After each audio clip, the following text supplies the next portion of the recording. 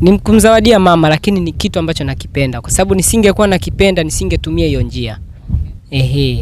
Kwa sababu uwezo ukao ukipendi kitu alafu ukakitumia kufanya jambo fulani na wakati hicho kitu ukipendi, hapana. Haiwezekani.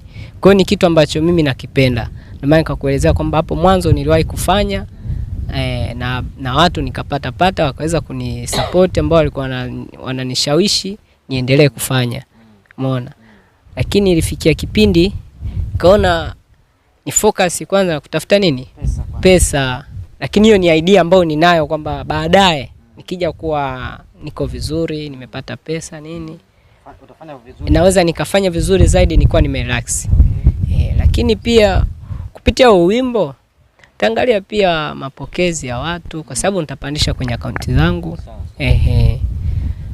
Nitaangalia pia mapokezi ya watu, watakapokea vizuri, basi naweza nikaandaa nyimbo nyingine kwa ajili ya watu wengine pia.